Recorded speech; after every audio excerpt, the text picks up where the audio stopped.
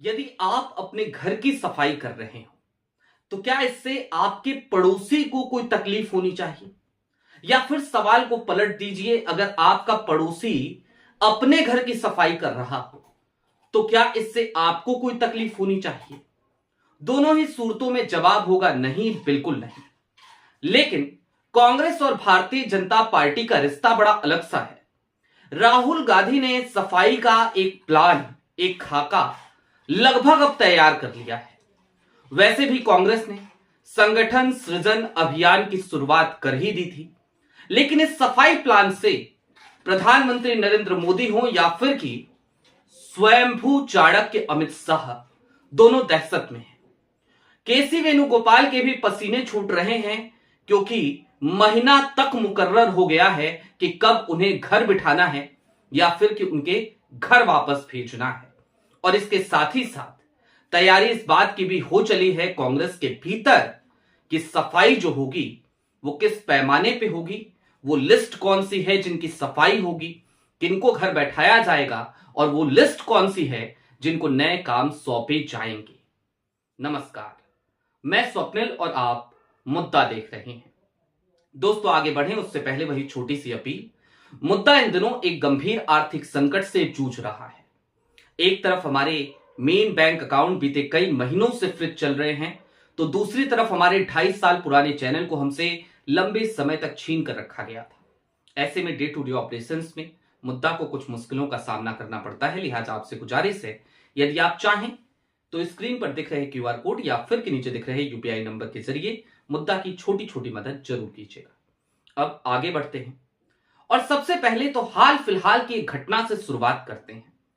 राहुल गांधी ने कभी नहीं कहा कि वो कोई महामानव है। राहुल गांधी खुद को विश्वगुरु भी नहीं कहते। राहुल गांधी खैर खुद को चौकीदार भी तो नहीं कहते। लेकिन राहुल गांधी कहीं भी जाए, एक सामान्य नागरिक है वो, एक सामान्य इंसान है वो, एक सामान्य मानव है वो, तो उनको भी रिलैक्स होने की जरूरत पड़ती है। हमें भी पड़ती है। हम भी छुट्टियां लेते हैं।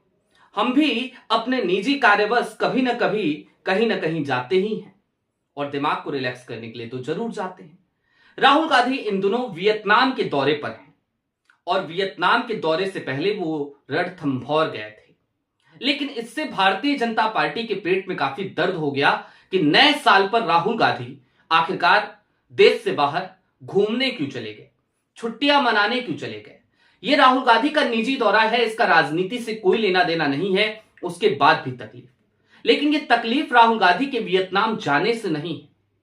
ये तकलीफ राहुल गांधी के या फिर के प्रियंका गांधी के या फिर की गांधी फैमिली के रणथंभौर जाकर एक निजी सम्मेलन से भी नहीं है, बल्कि ये तकलीफ तो इसलिए है क्योंकि कांग्रेस के भीतर से कुछ खबरें भारतीय जनता पार्टी के हाथ लग चुकी हैं।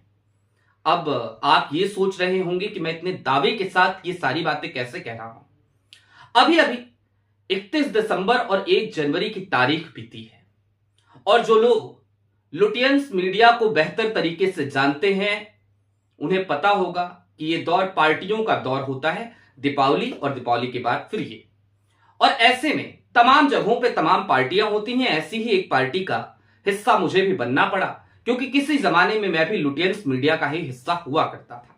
बात इतर है, जब वहां पे था तब भी अपनी बेबाकी को बचाए रखने की हमने लगातार कोशिश करी और बचा कर रखा भी। जब नहीं बचा पाए तो लुटियंस मीडिया को हमने हाथ जोड़ लिया। खैर, उस पार्टी में कांग्रेस और भारतीय जनता पार्टी दोनों के ही नेता मौजूद थे और ये पार्टी एक कांग्रेस के नेता के घर पर थी। और मजे की बात यह कि भारतीय जनता पार्टी के जिस नेता की मैं बात कर रहा हूं जो वहां पर मौजूद थे, वो अभी कुछ सालों पहले तक कांग्रेस में हुआ करते थे। हालिया दिनों में वो भारतीय जनता पार्टी में गए। आज की तारीख में वहां पर भी एक अच्छा नाम है, एक पद भी है, खुलकर उनका नाम नहीं ले सकता, लेकिन दोनों लोगों की बड़ी दिलचस्प बातें हो रही थी। और उसके अलावा जब उन बातों को हमने सुना तो हमने कुछ और फोन लगाए।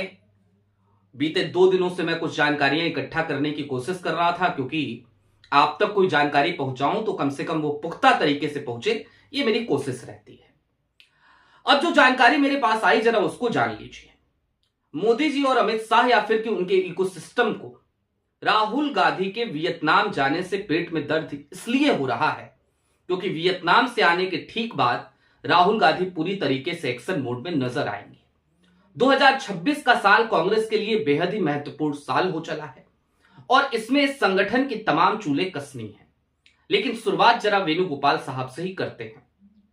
अप्रैल और मई का महीना होगा और ये अप्रैल और मई का महीना दो राज्यों के लिए बेहद खास है। एक तो असम के लिए और दूसरा निश्चित तौर पर केरल चुनाव, केरल विधानसभा चुनाव। दोनों ही जगहों पर लगभग एक ही समय पर विधानसभा के चुनाव होने हैं।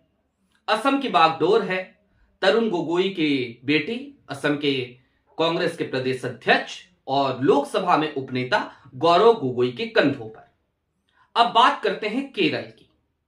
केरल में दरअसल केसी वेणुगोपाल को दिल्ली से केरल भेजने का, उनके घर भेजने का, या फिर अगर सीधे शब्दों में कहूं तो उन्हें उनके घर बैठाने का, इससे बढ़िया मौका फिलहाल राहुल गांधी को नजर नहीं आ रहा है। संगठन महासचिव के पद पर बने हुए लगभग 6 साल पूरे कर चुके हैं केसी वेणुगोपाल, 6 साल से ज्यादा होने जा रहे हैं और इन 6 सालों में कांग्रेस के संगठन का लगातार बंटाधार ही हुआ है।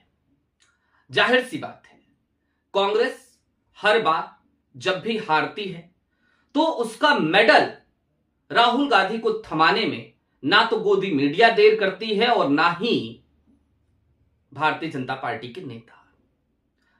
लेकिन इन सब के दरमियान हमें याद रखना चाहिए कि जब बतौर अध्यक्ष राहुल गांधी पहला चुनाव हारे तो उन्होंने अपने पद से इस्तीफा दे दिया था। यानी कि वो अपनी नैतिक जिम्मेदारी को समझते हैं और वो इस्तीफा देना जानते हैं। उन्हें कोई पद की लालसा कभी रही नहीं। दूसरी तरफ केसी वेणुगोपाल है, इतने सारे हार हो गई, संगठन का बंटाधार हो रहा है, संगठन कहीं मजबूत स्थिति में नजर नहीं आ रहा है, उसके बावजूद लगातार अपनी कुर्सी से चिपक करके बैठे हैं। अब इन तमाम स्थितियों के मद्देनजर अप्रैल और मई जब केरल विधानसभा के चुनावों का ऐलान होगा, उससे ठीक पहले कांग्रेस के भीतर की रणनीति या फिर कि सीधे तौर पर राहुल गांधी की रणनीति, मल्लिकार्जुन खड़गे की रणनीति और उनके कुछ विश्वास पात्र लोगों की रणनीति यह है कि केसी वेणुगोपाल को घर भेज दिया जाए, यानी कि केरल भेज दिया जाए। और जब वो केरल जाएंगे तो यहां पे जिम्मेदारियां शशिकांत सेंथिल को दी जा सकती हैं दक्षिण भारत के लिए संगठन महासचिव के तौर पर। उत्तर भारत के लिए सचिन पायलट या फिर कि प्रियंका गांधी पर भरोसा जता सकती है कांग्रेस। हालांकि सचिन पायलट ज्यादा मुफीद लग रहे हैं, लेकिन सचिन अपनी एक जिद पाले बैठे हैं, उनको राजस्थान देखना है। तो राजस्थान के प्रदेश अध्यक्ष के तौर पर भी सचिन पायलट की ताजपोशी हो सकती है, सचिन पायलट को वहां भी भेजा जा सकता है। नॉर्थ ईस्ट की जिम्मेदारी जाहिर सी बात है गौरव गोगोई को दी जा सकती है। मीडिया और कम्युनिकेशन में भी आपको बड़े परिवर्तन होते हुए उस वक्त में नजर आएंगे और निश्चित तौर पर राहुल के भरोसे के बहुत सारे लोगों को बहुत सारी जिम्मेदारियां दी जाएंगी। अब ये तो हो गई कुल मिलाकर के कांग्रेस के भीतर क्या चल रहा है, कैसे उसकी चूल्हे कसी जा रही हैं, चूल्हे कसने की तैयारी चल रही है, इन सब की बात। लेकिन इन सब से इतर अब भारतीय जनता पार्टी के पेट में मरोड़ क्यों है, दर्द क्यों है, जरा उसको समझिए। राहुल गांधी कहीं पर भी किसी के साथ भी बैठे, कुछ भी बातचीत करे, कोई भी रणनीति बनाए, राहुल गांधी की रणनीति, राहुल गांधी उसे अमली जामा पहनाने की शुरुआत करें, पहला कदम उठाएं, उससे पहले राहुल के टेबल से उठकर भारतीय जनता पार्टी तक पहुंच जाती है। और ये क्यों हो पाता है? क्योंकि कांग्रेस के भीतर बैठा हुआ स्लीपर सेल लगातार किसी संदेशवाहक के तौर पर काम करता है।